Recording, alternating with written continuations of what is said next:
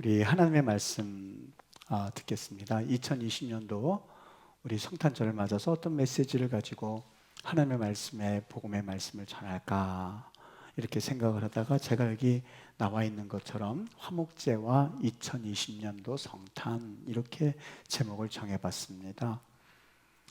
조금 제가 이 말씀을 준비하면서 이 말씀이 좀 무겁지는 않을까, 조금 가볍게 예화 중심으로, 그리고 좀 성도님들이 마음 편안하게 들을 수 있는 그런 말씀이 증거되어져야 하는 것 아닌가 하는 생각도 들었습니다만은, 특별히 이 화목제와 2020년도 성탄절을 맞아서 우리 하나님이 우리에게 주고자 하시는 메시지를 한 가지 분명히 듣는 것도 또 우리 하나님이 기뻐하신 일일 거다 생각을 해서 제가 제목이 좀 무겁기는 합니다만 화목제와 2020 성탄절 이렇게 제목을 정했습니다.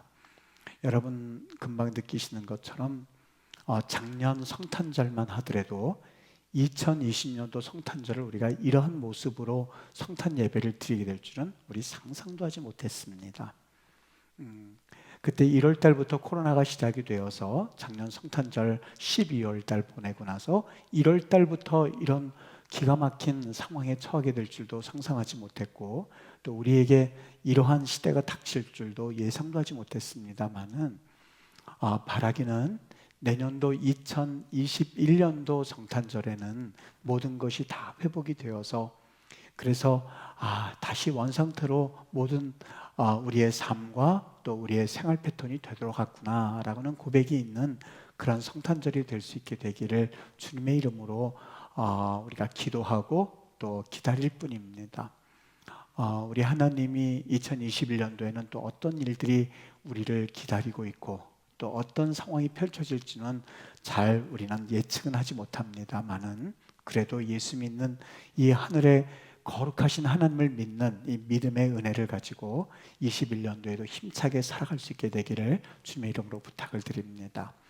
오늘 이 화목제와 2020 성탄절 이 제목을 하나님 앞에서 제가 정하면서 한 가지 이 예화로 이 말씀을 시작하고자 합니다.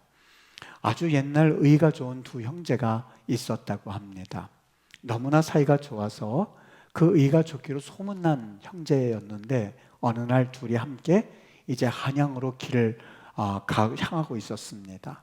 그런데 가다 보니까는 발에 채이는 게 있었는데 돌인 줄 알고 발뿌리에 걸려서 이렇게 봤더니 돌이 아니고 그게 황금 덩어리였던 거예요. 동생이 주운 것이었거든요.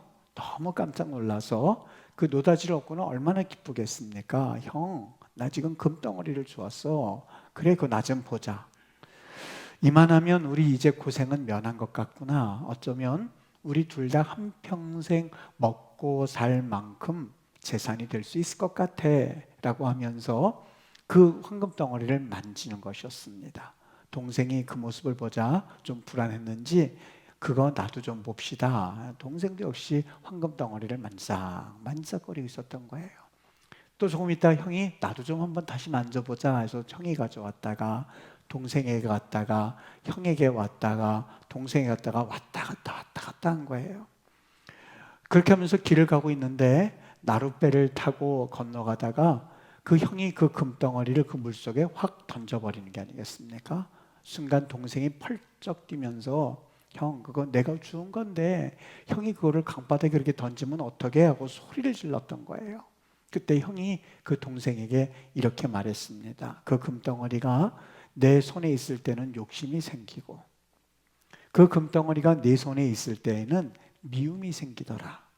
우리 둘이 참 사랑하고 우애 있게 지냈는데 그 금덩어리가 우리 사이를 이렇게 만든 걸 보니 그 금덩어리는 아주 요물에 불과하다. 그래서 내가 물에 넣었다라고 이야기를 했습니다. 화목하지 못한, 그리고 둘 사이가 그렇게 갈라지게 될 수 있었던 상황을 형이 감지하고 그 원인 제공을 했었던 금덩어리를 물에 던져버리고야 말았던 것이죠. 여러분, 저는 이야기를 가만히 이솝우화와 같은 우리 옛날 이야기입니다만 이 이야기 가운데 한 가지 중요한 교훈을 얻을 수가 있었습니다. 두 명의 형제가 위에 있고 화해하고 그리고 위에 있게 지냈던 형제인데 그 형제들이 왜 갑자기 시기하고 불안해하고 미워했던 것일까? 그것은 금덩어리에 대한 욕심에서부터 시작이 되었었던 것이죠. 여러분, 같이 길을 걸어간다고 해서 그리고 같은 방향을 향해서 걸어간다고 해서 우애가 있고 그리고 화해가 있고 화목이 있는 것이 아니고요. 거기에는 욕심이라고 하는 그 어떤 요물이 끼게 되면 둘 사이를 언제든지 갈라놓을 수 있다라고 하는 것을 보여주는 하나의 교훈적인 우리 옛날 이야기 아니겠습니까? 예배드리고 같은 예배 안에 공간 안에 있고 또 같은 교회에 다닌다고 해서 화목하게 되지 않는다는 사실을 이제는 조금 시간이 가면서 느끼게 되는 것 같아요. 목회자 생활을 이제 하게 되면서 다 같이 예수님 믿고 다 같이 하나님을 믿고 다 같이 기도하고 다 같은 목소리로 찬양을 하고 말씀을 들으면 이 교회가 우리가 살아가는 이 교회 공동체가 다 축복된 공동체가 되어야만 하는데 가만히 뒤를 데려놓고 보면 교회 안에서도 불화가 있고 화목하지 못한 이유가 있는데 그것은 어디에 있을까? 만일 같이 하나님을 믿는다고 하면서 그 마음 가운데 조금 전에 금덩어리 하나를 가지고 위에 있던 형제들이 서로 시기하고 질투하는 마음이 생겼던 것처럼 우리 안에 욕심이 있고 우리 안에 탐욕이 있는 이상은 하나님을 섬기고 하나님을 같이 믿고 함에도 불구하고 절대 평화라고 하는 것은 있을 수가 없구나, 화목이라고 하는 것은 불가능하구나 하는 것을 오늘 이솝우야에서 보여주고 있다는 생각이 듭니다. 마태복음 5장 22절서부터 24절에 보면 우리에게 우리 주님께서 어떻게 이 예배 생활을 해야만 하는지에 대한 교훈을 주시는 말씀이 있습니다. 나는 너희에게 이르노니 형제에게 노하는 자마다 심판을 받게 되고 형제를 대하여 락하라고 하는 자마다 공회에 잡혀가게 되고 미련한 놈이라 하는 자는 지옥불에 들어가게 되리라. 그러므로 예물을 제단 앞에 드리다가 거기서 내 형제에게 원망 들을 만한 일이 있는 줄 생각나거든 예물을 제단 앞에 두고 먼저 가서 형제와 화목하고 그 후에 와서 예물을 드려라 라고 말씀을 하고 있습니다. 여기 락하라고 하는 것은 욕입니다. 예전에 그러니까 태어날 때부터 너는 구제불능인 자 이런 욕이거든요. 우리 옛날 말에 여러분 용서하시고 들으세요. 옛날 아주 오래된 욕설 중에 베넷병신이라는 욕이 있습니다. 그 욕이라고 생각하면 됩니다. 너는 태어날 때부터 바보 같은 놈, 태어날 때부터 이 병 누구누구 같은 놈, 이런 욕이 바로 락하라고 하는 거거든요. 그런 욕을 하면서 살아가면서 그리고 예물을 드리다가 이렇게 말한 게 생각나거든. 너희는 먼저 가서 그 형제에게 나 미안해, 나 그때 그런 욕 자네에게 했어, 내가 자네에게 몹쓸 욕을 했거든. 그거는 사실상 내 마음이 그때 너무 화가 나서 그랬어, 정말 용서해 주게 라고 먼저 그 형제와 화목하고 그 후에 와서 예물을 드리라 라고 하는 것이 마태복음 5장의 말씀이었습니다. 성경을 읽을 때 우리가 잘 읽어야만 하는 이유가 한 가지 있다고 그랬죠. 반복해서 말씀을 드립니다만 성경은 그 구절 구절마다 강조점이 있습니다. 만일 그 강조점을 우리가 놓치고 있는다면 성경을 아무리 읽어도 오해하고 곡해하고 성경의 말씀을 잘못 이해해서 그것이 마치 옳은 신앙인 양 지나갈 때가 있습니다. 그 중에 하나가 빌립보서 4장 13절 말씀이죠. 내게 능력 주시는 자 안에서 내가 모든 것을 할 수 있느니라. 사람들은 일반적으로 모든 것에 초점을 맞춘다든지 할 수 있다 하는 것에 초점을 맞추면 나도 모르게 교만하고 으쓱으쓱하게 됩니다. 그런데 빌립보서 4장 13절의 말씀은 모든 것에라든지 할 수 있느니라의 강조점이 있는 것이 아니라 거기에 보면 N이란 말이 있습니다. 뭐뭐 안에서란 말이 있습니다. 뭐요? 내게 능력 주시는 자 안에 있을 때에 란 말입니다. 거기에 강조점이 있었던 겁니다. 내가 예수 안에 있을 때에, 내가 예수님과 함께 할 때에, 내가 예수님과 같이 걸어갈 때에, 내가 예수님과 동행할 때에 라는 말에 강조점이 있는 것이 빌립보서 4장 13절의 말씀이거든요. 근데 우리가 이것을 잘못 이해하면 우리는 뒤 후반부에 내가 할 수 있어 하는 말에 강조점을 하다 보면 내가 교만에 빠질 수도 있는 아주 위험한 그런 말씀이기도 합니다. 또 한 가지, 이번 수요일날 말씀을 드렸죠.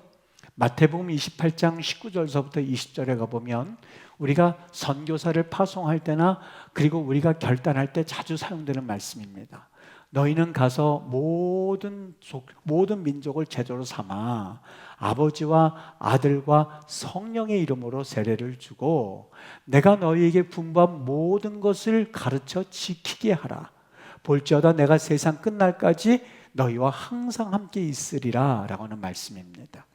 우리가 사람들을 파송할 때에 아버지와 아들과 성령의 이름으로 세례를 주고 나가자 라고 하면서 자주 사용되어지는, 그리고 자주 암송되어지고 선포되어지는 말씀입니다. 그런데 여러분, 그렇게 하다 보면 백발백중 선교에 실패할 때가 많이 있습니다.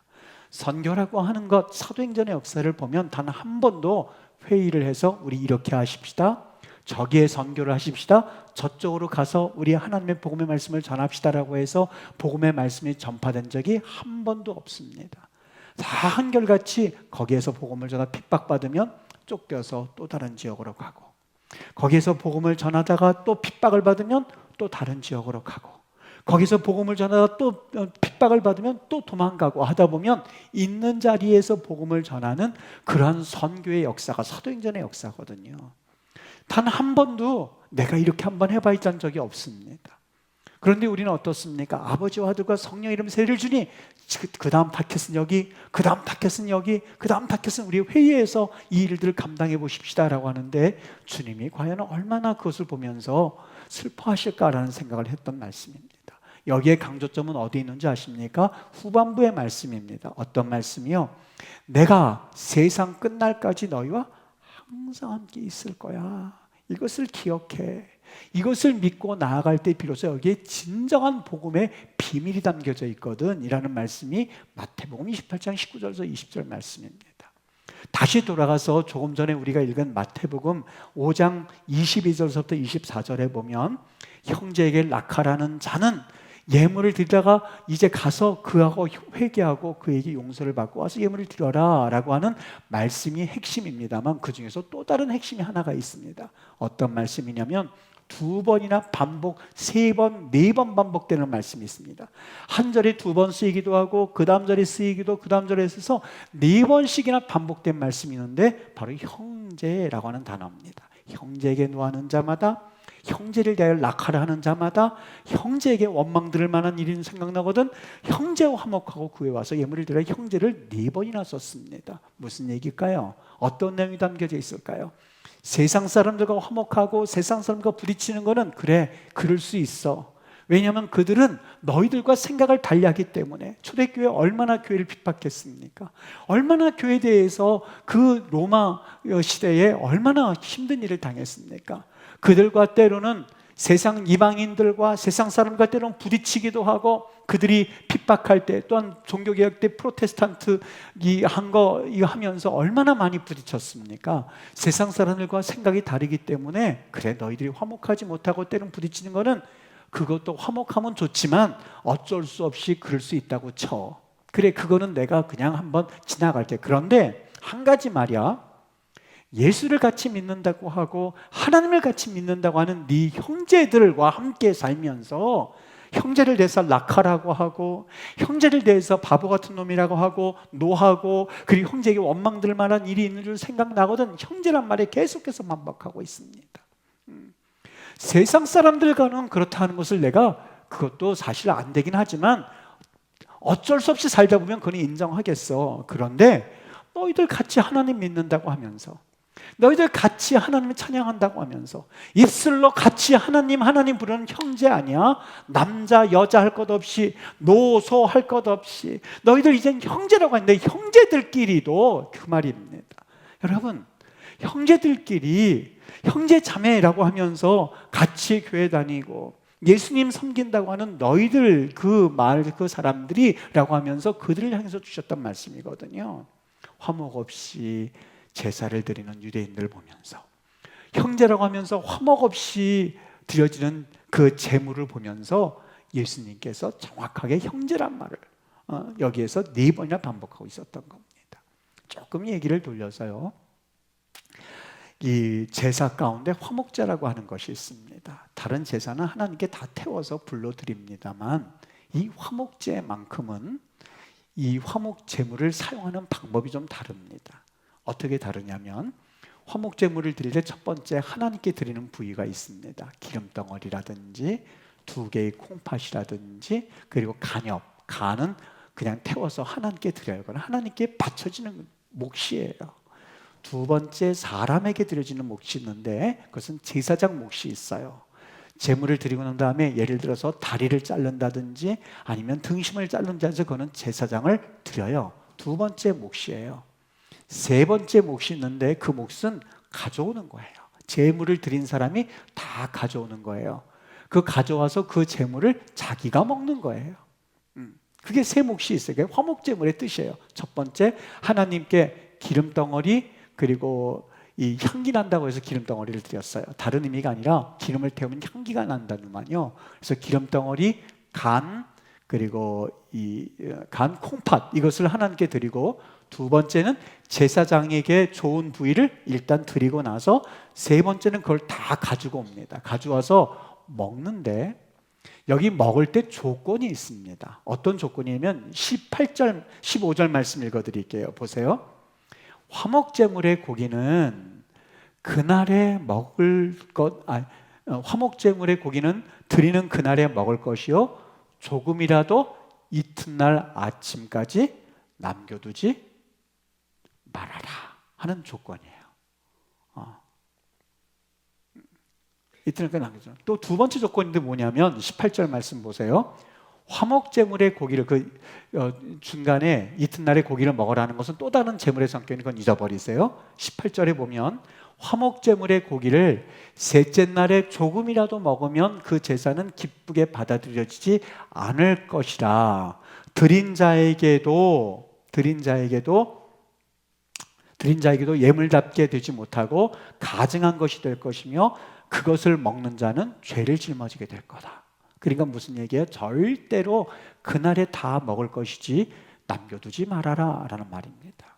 우리는 이 말씀을 화목제에 대해서 설명해 주면 금방 무슨 생각을 떠오르게 되냐면, 하나님이 웬만하면 먹지 말라는 얘기구나, 그냥 그날에 먹으라는 얘기구나, 혹시 고기가 상할까 봐 그런 생각을 해주시는 것 아닌가 생각할 때가 있거든요. 근데 이 말씀의 의미는 그렇지 않습니다. 거기 로라고 하는 건데 절대로라는 의미입니다. 그 재물을 먹지 말되 절대로 먹지 말아라 하는 의미입니다. 먹으면, 심지어는 어떤 뉘앙스가 있냐면 너희를 먹으면 끊쳐지게 돼, 죽게 돼, 절대 먹으면 안 되라는 의미가 있어요. 그 셋째 날에 보세요. 뭐라고까지 말씀하시냐면 이렇게 돼 있죠. 드린 자에게도 예물 갖게 되지 못하고, 이 말이 뭐냐, 그 제사는 기쁘게 받아들이지 않을 것이다. 이 말을 원래 그 히브리 성경은 어떻게 돼 있냐면 그것을 드리는 자는 하나님께서 받지도 않으실 거야. 여러분, 아벨과 아벨의 제사를 받으시고 가인과 가인의 제물을 받지 않으셨어요. 먼저 사람을 받지 않으셨어요. 여기 그 말의 의미예요. 그 사람을 절대로 받지 않을 거야. 먼저 받지 않는다는 거예요. 그리고 그것을 먹으면 죄를 짊어진다는 거예요. 참 이상하죠. 이렇게까지 할 필요가 있을까? 제물을 가져와서 먹으라고 했는데 그 도대체 그걸 먹는다고 해서 제물을 드린 사람, 화목제물을 드린 사람을 죄인으로 여긴다고? 여러분, 그게 무슨 뜻입니까? 아예 안 드리고 말죠. 왜 그러냐면 화목제라고 해서 드리고 나서 그 화목제물을 이튿날까지 남겨둔다든지 셋째 날 먹으면 화목제의 정신에 위배되기 때문에 하나님께서 아예 드리지 말어, 너희들 그거 먹으면 내가 죄인 취급할 거야, 그렇게 하나님께서 명령하신 거예요. 이유가 뭐라고 생각하십니까? 여기 한 가지 참 의미심장한 그런 내용이 담겨져 있는데 들어보세요. 하나님께서 이제 그들에게 화목제를 받으실 때 조금 전에 이야기한 것처럼 하나님께 드리고 제사장에 주고 자기에게 가져오는데 자기에게 가져오는 부분이 많습니다. 소를 드렸다고 생각을 해보세요. 근데 우리 가족이 2명, 3명, 4명일 경우가 있든 5명이라고 해보죠. 아무리 좀 대식구라도 6명이라고 해보세요. 소를 가져왔는데 그 소 한 마리를 그날에 다 먹을 수가 있을까요? 없을까요? 불가능해요. 아마 다리 하나 먹으면 6가족이 얼마나 많이 먹는지 모르겠지만 다리 크게 잘라서 먹으면 그거 먹고 다 배가 부를걸요. 장정 30명이 달라붙어도 다 먹지 못할 분량이 소예요. 그러면 어떻게 하겠어요? 그 분량을 가져와서 그날에 먹으라고 하니까, 이튿날까지 남겨두면 죄인이라고 하니까 3일째 그것을 먹으면 하나님께서 죄인 취급하시겠다고 하시니까 그것을 먹기는 먹되, 내가 잘 사랑하는 김 집사님 오셔서 같이 먹어. 이거 오늘까지 다 먹어요. 집사님 먹으시오. 또 내가 가장 존경하는 우리 장로님 오셔서 이거 드시오. 이거 같이 먹읍시다. 깔깔거리면서 먹었어요. 그래서 2가정 오죠. 3가정도 왔어요. 내가 또 사랑하는 우리 귀한 집사님 또 오셔서 먹어요. 권사님 드세요. 다 먹었어요. 그래도 남을까요? 안 남을까요? 남아요. 어떻게 해야 될까요? 그때부터는 사람들을 부르기는 불러도, 내가 좋아하는 사람 다 불러도 그것이 분명히 남을 거를 생각한다면 누구까지 불러야 돼요? 내가 그동안 아랫집에 있었던 원수되었던 우리 집사님, 말 안 했던 우리 권사님, 내가 미워했던 장로님, 내가 미워했던 저 길거리 걷는 사람들, 저 사람들 아무런 상관이 없지만 당신들도 와서 좀 먹어줘. 왜냐하면 이것을 내일까지 남겨두면 난 죄인 되거든. 나 죄인 취급받거든. 하나님께서 제물을 받지 않으신다고 그랬거든. 이걸 좀 먹어줘. 여러분, 먹을 때 그냥 먹습니까? 세상에 있는 사람들은 술 한잔 먹으면 자기 기분이 다 풀린다고 하는데, 친한 사람들과 먹어도 가까워지겠지만 자기와 미워하고 질시하고 그동안 서운했던 사람들을 다 같이 불러서 먹을 때는 어떻게 되겠어요? 먹으면서 풀려지는 거예요. 먹으면서 기뻐지는 거예요. 집사님, 에이, 다 잊어버려. 그래, 많이 먹어. 많이 먹어. 많이 먹어. 농담으로 미운 놈 떡 하나 준다고 그랬다고 그동안 왜 그랬어? 많이 먹어 하면서 자기도 모르게 마음이 풀려지는 거예요. 화목제물의 의미가 어디 있는지 아시겠죠? 만일 내가 그 미운 사람은 그냥 떼어놓는다고 해서 내가 사랑하는 사람들만 먹고 그 고기가 남아서 이틀 남겨두고 3일 남겨두면 하나님께서 말씀하시, 그게 무슨 화목제를 드렸다는 거냐? 그게 무슨 네가 화목제물을 드렸다는 거냐? 아예 드리질 말지. 너 먹으려고 화목제 드린 거 아니야? 그거는 넌 죄이냐? 내가 끊어버릴 거야 라고 하나님께서 강력하게 말씀하셨던 것이 화목제의 모습이었었던 거예요. 여기 보면 심지어는 가증하게 한다고 그러는데 그건 썩는 고기라고 말했어요. 썩는 고기라고 하는 것은 만나를 이틀 동안 남겨두었을 때 만나가 부패했다고 하는 그 용어를 그대로 씁니다. 파길이라고 하는 용어를 그대로 씀으로써 그 고기가 얼마나 하나님 보시기에 냄새나고 부패한 화목제가 아니라, 향기나는 흠양이 아니라, 기뻐하는 하나님의 제사가 아니라, 아이고 더러워, 아이고 냄새나, 아이고 보기 싫어, 아이고 생각도 하기 싫어 하는 그 가증한 고기가 된다고 하는 거예요. 여러분, 예배만큼 얼마나 하나님 앞에 성스럽고 예배만큼 하나님이 기뻐하시는 행위가 어디 있겠습니까? 그러나 이 진정한 예배다운 예배를 드리지 못한 채 하나님 보시기에 형제를 대해서 나가라고 하고 있으면서도 예배를 드리고, 하나님 앞에서 산다고 하면서도 형제를 대해 바보라고 하고 있으면서도 할렐루야 찬양하는 그 모습을 보면서 하나님이 어떻게 여긴다고요? 에이 죄인, 아유 부패는, 여러분 단백질 썩는 냄새만큼 못 견디는 거 없거든요. 고기 썩는 냄새만큼 심한 게 없거든요. 예배가 그렇다는 거예요. 속으로는 미운 마음이 가득 차 있고, 원수를 원수처럼 여기고, 그리고 속으로는 부글부글 끓고 있고, 내가 마음 가운데는 그냥 질시하고 시기하고 있으면서 할렐루야 찬양하면서 기뻐하며 경배하세라고 찬양하는 내 모습을 보면서 하나님 뭐라고 그러는 거예요? 부패하고 썩는, 가증스럽다는 말이 그 뜻이거든요. 냄새가 풀풀 나가지고 역겨워가지고 얼굴을 돌리고야만은 그런 예배를 드리고 있는 우리의 모습을 여기서 말씀하고 있었던 거예요. 화목제의 근간을 흔드는 이야기이기 때문에 하나님께서 그러지 말아라. 3일까지 남겨도 넌 죄이냐? 그때부터 넌 죄이냐? 이틀까지 남겨두질 말아. 그날 무슨 일 있어 먹어 하기 위해서는 미운 사람 불러야 되고, 싫은 사람 불러야 되고, 원수 같은 사람도 불렀어야 되고, 그리고 내가 제일 싫어하는 나름대로의 원수 같은 그런 사람들을 꼭 불러야만 먹을 수 있는 양이 바로 화목제의 양이었던 거예요. 여러분, 여기 이거 마이크가 있거든요. 이 마이크를 옆에 두는 이유가 있습니다. 그것은 내 목소리를 전달해서 선포할 수 있기 때문에 마이크를 옆에 두지, 만일 이 마이크가 성능을 발휘하지 못하든지 고장나면 이 마이크를 여기에 달고 올 이유가 없으나 빼버릴 거예요. 목양실에도 고장난 마이크가 하나가 있어요. 못 고치는 마이크요. 그건 제가 쓸 이유가 없습니다. 그래도 나중에 이거 좀 좋을 때 언제 또 쓸 수 있겠지 하고 뒀지만 단 한 번도 만져본 적자 없어요. 왜요? 기능을 하지 못하기 때문에요. 마찬가지입니다.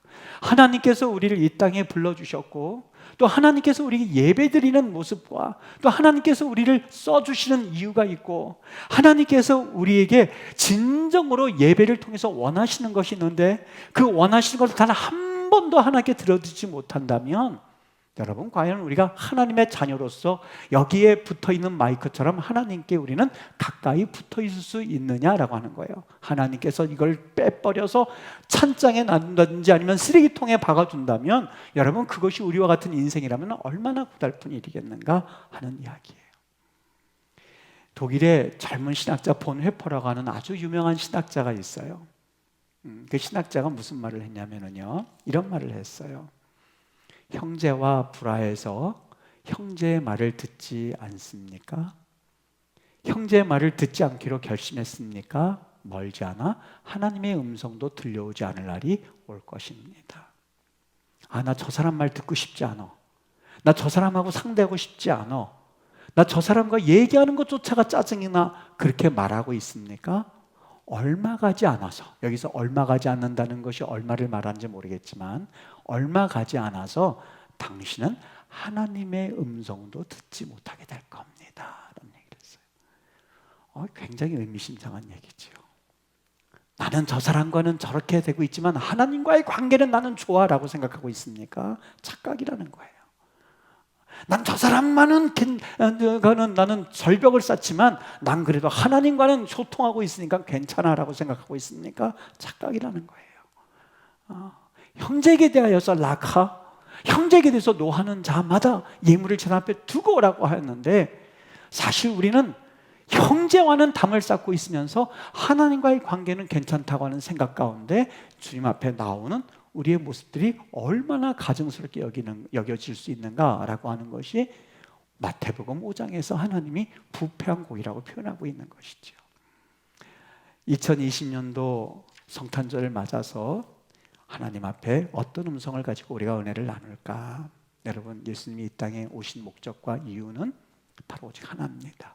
하나님과의 우리와의 불화했던 관계, 깨어진 관계를 화목하게 하기 위해서, 그리고 인간과의 깨어진 모든 관계를 화목하기 위해서 예수님께서 이 땅에 오신 거거든요. 사실 쉽지가 않아요. 그동안 굳어졌기 때문에. 마치 우리가 수술을 받았어도 이 팔을 재활훈련하지 않으면 평상시가 되고 펴지지 않는 것처럼, 그냥 마음 가운데 다른 사람들 저 사람 위선이야라고 말하고 있지만 내가 위선으로 살아간다는 것은 단 한 번도 고백해보지도, 그런 생각조차 해보지도 않던 모습이었기에 팔을 핀다는 것은 상상도 하지 못합니다. 그냥 굽어진 상태에서 미워하고 시기하고, 그리고 형제들에 대해서 낙하라 하고, 믿는 형제들이라고 하면서 사랑하지 못한 채 예배를 드리되 할렐루야 할렐루야 할렐루야 목소리 이쁘게 드리면 그것이 다인 것이 그냥 착각하면서 드렸고, 기도하면 하나님께서 나를 이쁘게 봐주시겠지 하고 기도했던 걸 그걸 다로 여겼던 우리의 위선된 모습이 굳어져서 별 생각조차 못하는 그런 삶이었다고 생각하십니까? 이제는 조금 우리가 생각하는 그리스도인들이 되었으면 좋겠습니다. 하나님의 말씀을 듣되 그냥 듣는 것이 아니라 조금 이제는 의식이 있는 그리스도인, 그냥 다른 사람을 향해서 저 사람 위선자, 저 사람 또 저 사람은 그렇고 저 사람은 있고, 이런 모습에서 벗어나서 이제는 내가 하나님 앞에 참 위선 떠는 그런 신앙인이었구나, 그걸 깊이 깨달으면 깨달을수록 형제 눈에서 들보를 보는 것이 아니라, 형제 눈에서 티를 보는 것이 아니라 내 안에 있는 들보를 보기 시작하는 것, 이것이 바로 주님께서 이 땅에 오신 목적이요 이유입니다. 2020년도 성탄절을 맞아서 우리 하나님 앞에 다시 한번 우리의 삶을 좀 한번 변화시키는 기점이 되었으면 좋겠어요. 사실 우리 2020년도 우리 대한민국이 이 좌파, 우파 나누어져서 너무너무 신나게 싸웠던 것 같아요. 세상에서는 세상이 그렇다고 하죠.